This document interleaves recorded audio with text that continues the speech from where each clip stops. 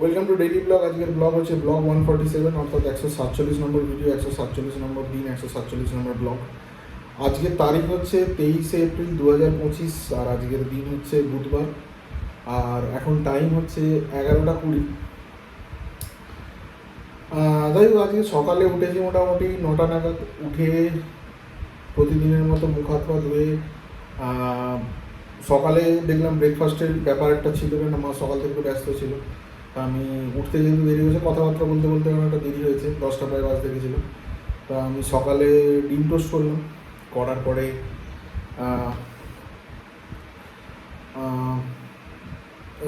কথাবার্তা একটু হচ্ছিল। তারপর আজকে ওই অনেকগুলো ডেলিভারি এসেছে, প্রায় 3-4টে প্রোডাক্ট এসেছে, সেইটা নিয়ে আজকে খুব ব্যস্ত ছিলাম। প্রত্যেকটা ভিডিও এসেছে, প্রত্যেকটা প্রোডাক্ট এসেছে, প্রত্যেকটা প্রোডাক্টের ভিডিও বানাচ্ছিলাম। এইসব করতে করতে সকালের টাইমটা ভালোই কনজিউম হয়ে গেছে। হতে হতে প্রায় দেখলাম 1টা বেজে গেছে। 1টার সময় চান খাওয়া করলাম। করার পরে খাওয়া দাওয়া করে একটু রেস্ট নিচ্ছিলাম। তারপর ওই যে প্রোডাক্টগুলো এসছে ওগুলো একটু দেখছিলাম ভালো করে। পুরো ওইটা নিয়ে কথাবার্তা হচ্ছিল যে জিনিসটা বানানো নিয়ে, সাবান একটা বানাবো আর কি, সেই সব নিয়ে কথাবার্তা হচ্ছিলো। তারপর বিকেল 4টের সময় খুব ইচ্ছা করছিল একটু গিটার বাজানোর, কিন্তু ব্যাপারটা যে একটু মা বাড়ি যাবে বলছিল, আমাকে ছেড়ে দিয়ে আসতে বলছিল। ঠিক আছে, দিয়ে আসবো বলে 4:10-15 বলে বেরোলাম। বেরিয়ে মাকে মা বাড়িতে দিয়ে এলাম খালোড়ে। দিয়ে ওখানে আমি আর মা ছিলাম প্রায় 5টা 5:30 অবধি আমি ছিলাম। তারপরে আমি ওখান থেকে বেরিয়েই 6টা নাগাদ গিয়ে একটু কমলদার দোকানে বসেছিলাম। আর ওখানে মা আর আমি ছিলাম। পরে মাসিমণি এলো, মাসিমণির সাথে অনেকক্ষণ কথা হচ্ছিলো। খালোড়ের বসবাড়ি, মানে খালোড়ের আমার যে মা বাড়িতে, ওখানে মানে খুব সুন্দর একটা মানে পুরোনো আমলের বাড়ি, একদম মানে ঘরে কেউ নেই, ফাঁকা। তা আমি মাঝখানে মাকে বলছিলাম যে আমি এসে থাকবো ওখানে, পড়াশোনা করবো, থাকবো, আবার চলে যাবো এরকম। মাও বলছিল হ্যাঁ থাক, মানে একদম ফাঁকা হয়ে গেছে। সেসব নিয়ে কথাবার্তা বিভিন্ন বলছিল, পুরোনো দিনের ওই মায়েদের ছোটোবেলা যখন ছিল কীভাবে কী সব কেটেছে দিন, কথাবার্তা হতো। মাসিমণি এলো, তারপর বিভিন্ন রকম কথাবার্তা হচ্ছিলো। হওয়ার পরে আমি ওখান থেকে উঠে চলে এলাম কমলদার দোকানে। গিয়ে ওই কালকের ঘটনা নিয়ে কথা, সেটাই বলবো ভিডিওতে। দিয়ে ওখান থেকে কমলদার দোকানে মোটামুটি 7:30 অবধি ছিলাম। তারপরে মা ফোন করলো, মাকে বাড়িতে দিয়ে এলাম।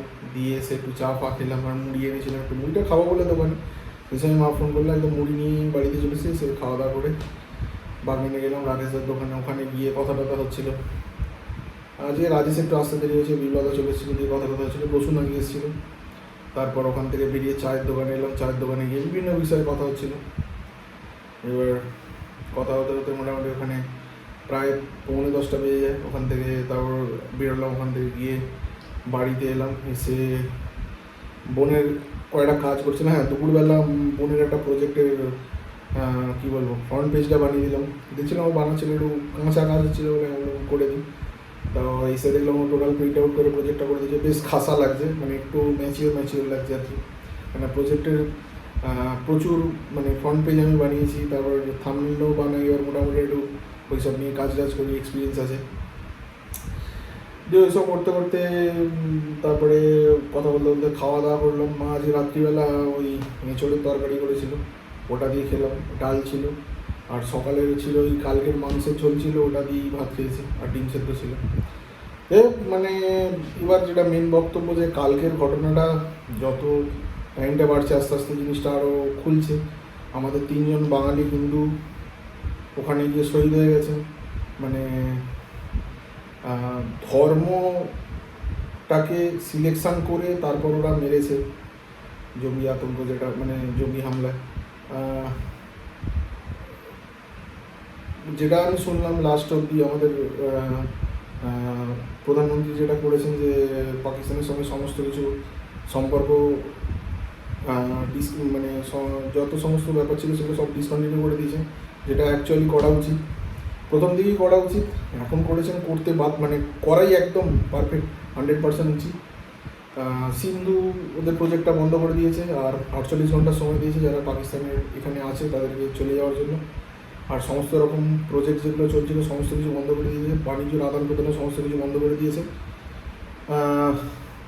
কাশ্মীরে যেটা ম্যাটার, মানে কাশ্মীর তো ম্যাক্সিমামই, মানে জম্মুটা তবুও একটু হিন্দুপন্থী ছিল, কাশ্মীরটা টোটালি ইসলামিক ওখানকার মানে ওখানকার যে ওরিয়েন্টেশনটা, মানে ওরা নিজেদেরকে অ্যাজ এ ইন্ডিয়ান না বলে ওরা নিজেদেরকে কাশ্মীরি বলে, মানে আলাদা। ওরা ইন্ডিয়ার সঙ্গে প্রথম থেকে একটা মানে দুঃসম্পর্ক তৈরি করে রেখেছে। এবার এই যে হওয়ার পরে মানে ভারত যে একটা তীব্র প্রতিক্রিয়া জানাচ্ছে, এটা জানাটা উচিত।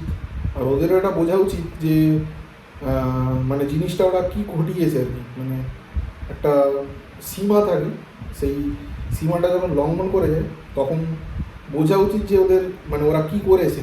এবং ওরা যদি নাও করে থাকে, পাকিস্তানপন্থীরা যদি আসে, ওরা তাদেরকে মদত দিয়েছে বা সাপোর্ট ছিল, সেটা যে ওরা কতটা অন্যায় করেছে ওদের এটা বোঝা উচিত। মানে আমি এটা আমার ভিডিওতে এই সমস্ত কন্টেন্ট দেওয়ার আমি খুব একটা পক্ষে ছিলাম না, কিন্তু মানে আর সহ্য করার পজিশানে নেই। মানে আমার পক্ষে যতটা ক্ষমতা আমি ভিডিওর মাধ্যমে প্রকাশ করছি যে